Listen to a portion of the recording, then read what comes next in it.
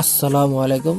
General math 9.1 থেকে ত্রিকোণমিতি আরও একটা অঙ্ক নিয়ে চলে এসেছি। Question number 16। প্রথমে আমরা যে টার্মটা দেওয়া আছে টার্মটার লেফট হ্যান্ড সাইডটা তুলে নেই।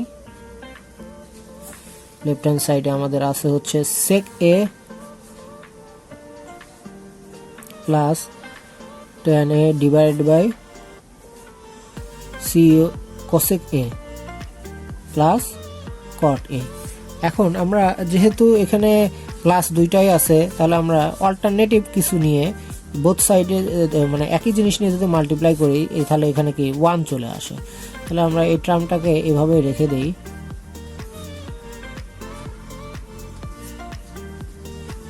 cot a মাল্টিপ্লাই, এখন আমরা যদি এখানে লিখি যে sec a minus tan a divided by cosec a minus cot a multiply by cosec a minus cot a divided by sec a minus tan a।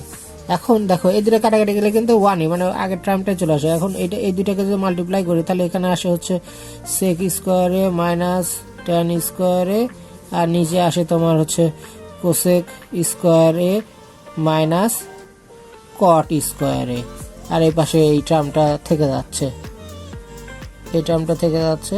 এটা আমরা এরকম রেখে দিলাম tan a। ওকে, এখন এটা সমান আমরা কি জানি?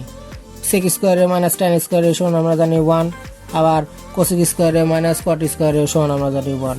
তাহলে এখানে থাকতেছে শুধু হচ্ছে cosec a minus cot a divided by sec a minus tan a। তাহলে এটা 1 মাল্টিপ্লাই করলে পরে আমাদের cosec a minus cot a divided by sec a minus tan a।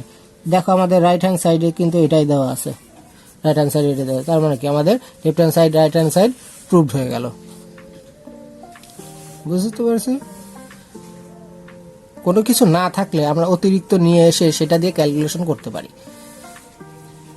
কোনো সমস্যা থাকলে অবশ্যই কমেন্টস আমাকে জানাবে। ধন্যবাদ।